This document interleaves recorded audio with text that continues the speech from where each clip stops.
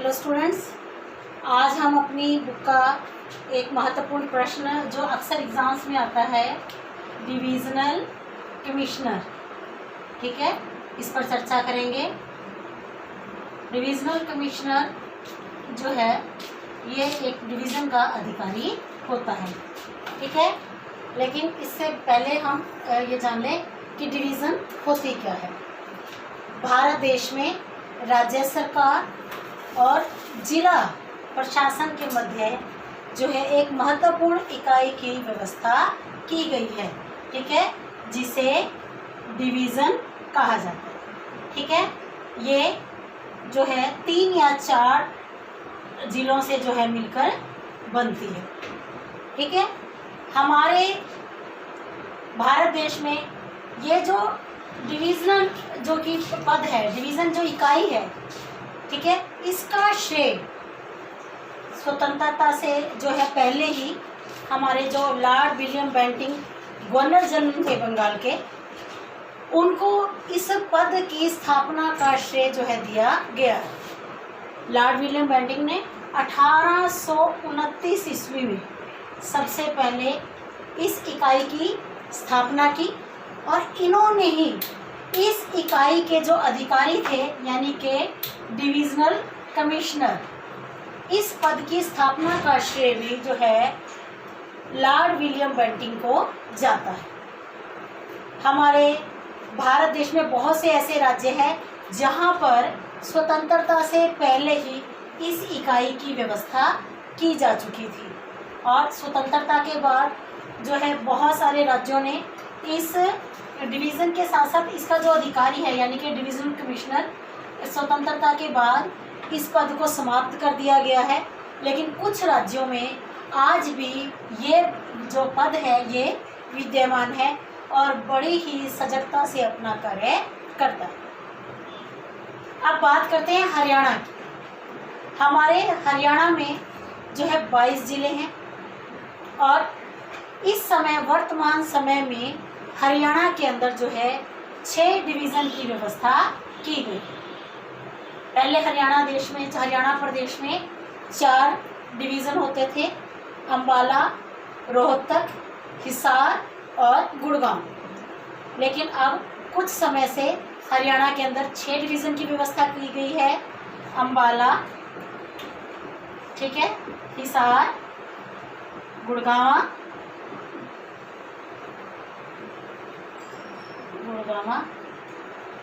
और रोहतक।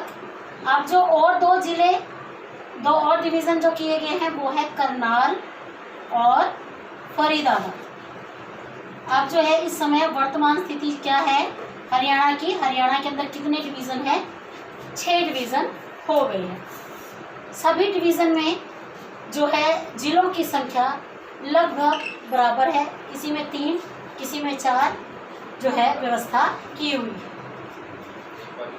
जो डिवीज़न का मुख्य अधिकारी होता है उसे डिविज़नल कमिश्नर कहा जाता है। अब है डिविज़नल कमिश्नर की जो नियुक्ति है वो किस प्रकार की जाती है। हमारे भारत देश में डिविज़नल कमिश्नर की नियुक्ति जो है स्वतंत्रता से पहले इस पद पर ICS यानी कि भारतीय सिविल सर्विसेज, ठीक है, इस पद के जो है अधिकारियों को इस पद पर नियुक्त किया जाता था।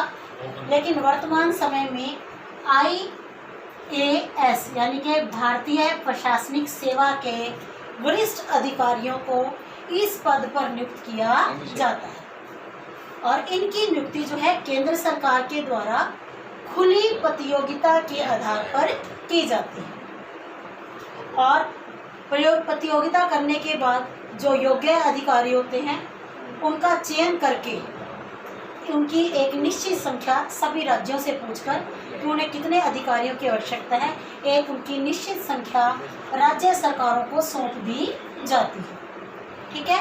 और राज्य सरकारों को सौंप देने के बाद राज्य सरकार इन अधिकारियों को उनके वर्ग के, ठीक है, उनके रैंक के हिसाब से उनको पदों पर नियुक्त करती है। कहने का अभिप्राय है कि डिविज़नल कमिश्नर के पद की नियुक्ति राज्य सरकार के द्वारा की जाती है और राज्य जब सरकार जब चाहे इन कमिश्नरों का स्थानांतरण भी कर सकती है। यह हो गया डिविजनल कमिश्नर के पद की नियुक्ति किस प्रकार की जाए। अब है कि डिविजनल कमिश्नर के कौन कौन से कार्य हैं और या फिर ये अपने डिवीज़न में, डिवीज़न को जो है मैंने अब तक आपको नहीं बताया, मंडल भी जो है बोला जाता है, जो कि राज्य सरकार और जिला के मध्य की इकाई है।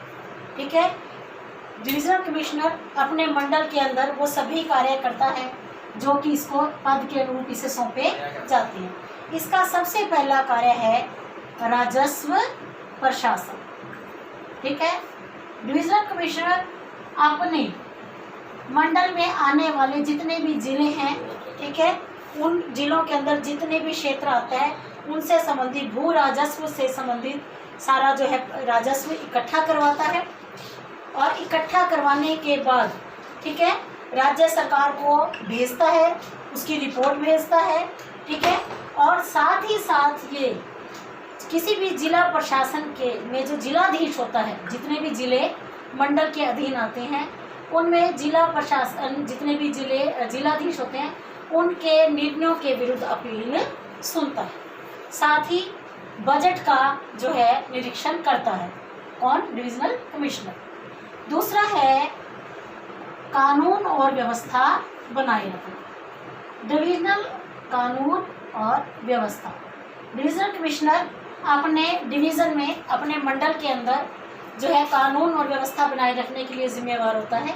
इसके लिए वो अपने मंडल के अधीन आने वाले जितने भी ज़िले हैं, ठीक है, जितने भी उपमंडल हैं, उन जिलों में जो है जिलाधीश और एसपी यानी कि सुप्रिटेंडेंट ऑफ पुलिस, जो कि पुलिस प्रशासन का मुख्य अधिकारी होता है जिले के अंदर, उनकी सहायता लेता है और उनको आदेश देता है कि वो ऐसे तत्वों को, आपराधिक तत्वों का पता लगाए जो प्रशासन में या समाज में कानून और व्यवस्था को भंग कर रहे। अगला कार्य है जिला कमिश्नर का, ये जिले प्रशासन का निरीक्षण करता है। डिविजनल कमिश्नर अपने प्रशासन में, अपने मंडल में आने वाले जितने भी जिले हैं उन सब जिलों का निरीक्षण करता है। जिलों में जितने भी उपमंडल हैं, तहसील हैं, ठीक है, थाने हैं, जेलें हैं, ठीक है, उन सब का ये निरीक्षण करता है। उन सब की निरीक्षण करने के बाद उनकी रिपोर्ट तैयार करके जो है राज्य सरकार को भेजता है और साथ ही ये जिला प्रशासन से किसी भी कार्य संबंधी कोई भी रिपोर्ट मांग सकता है। ठीक है, और जिला प्रशासन के अंदर आने वाले जितना भी सामान्य प्रशासन है, भूमि सुधार संबंधी जो विभाग हैं, खाद्यान्न एवं राहत विभाग हैं, ठीक है, जितने भी योजना विभाग हैं, जितने भी विकास कार्यक्रम हैं, उन सब की देखरेख करता है, उन सब का निरीक्षण करता है। ठीक है, अगला काम क्या करता है? विभागीय समन्वय।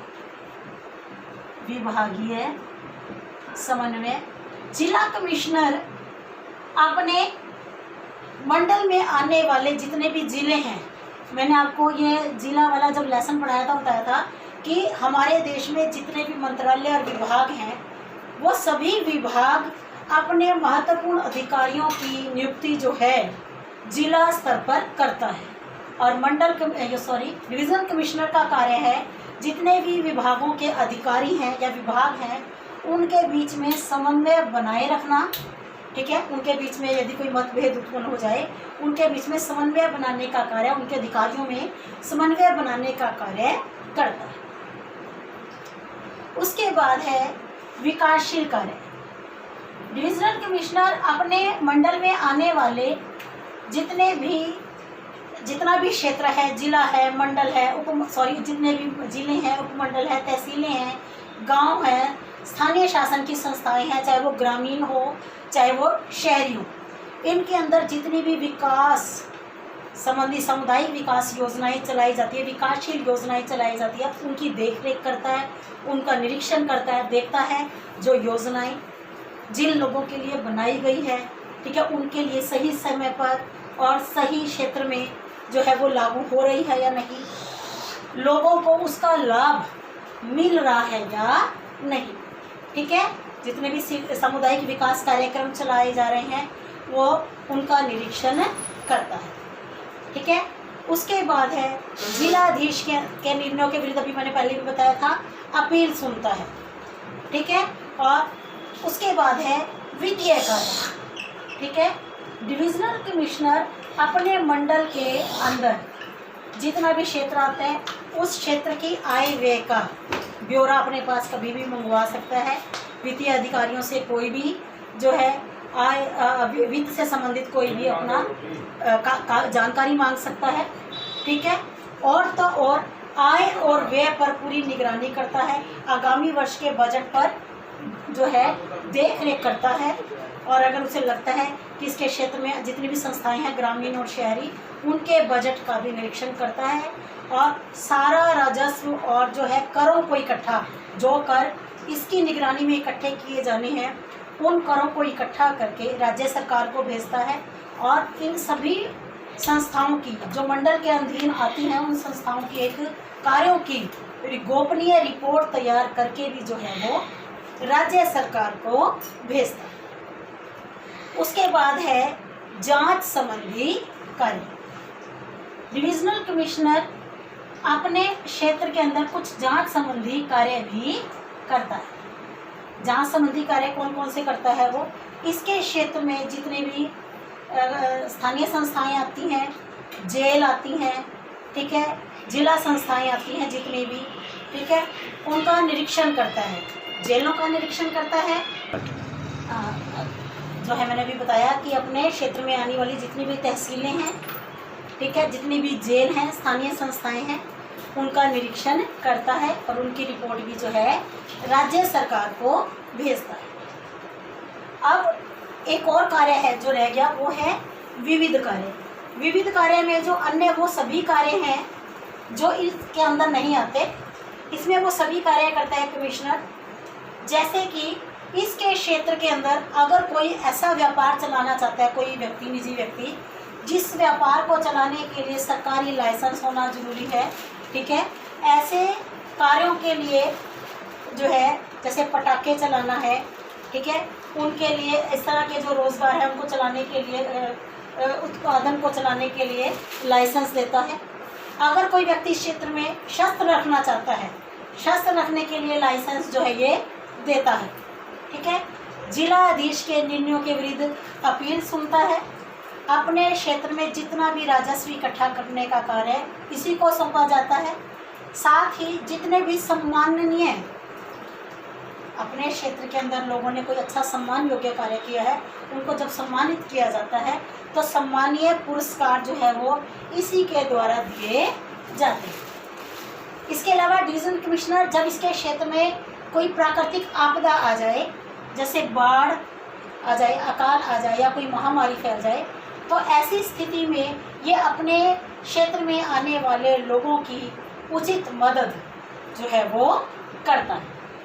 ठीक है, साथ ही राज्य सरकार के बीच में और जो है अपने अधीन आने वाली संस्थाओं के बीच में जो है एक मध्यस्थ कड़ी का कार्य करता है। सरकार द्वारा जो है वित्तीय व्यवस्था जो है लेकर इन अपनी संस्थाओं को, अधीन संस्थाओं को उपलब्ध करवाता है, और जिला सरकार द्वारा मांगी गई इन अधीन संस्थाओं की जानकारी, इनके कार्यों की जानकारी है जो वो जिला प्रशासन को सौंपता है। इस तरह से डिविजनल कमिश्नर अपने डिवीज़न में अपने मंडल के अधीन आने वाले जिले, उपमंडलों, तहसीलों, थानों, जेलों और स्थानीय संस्थाएं जैसे कि ग्रामीण और शहरी, इन सभी के कार्यों की उचित देख रेख करता है।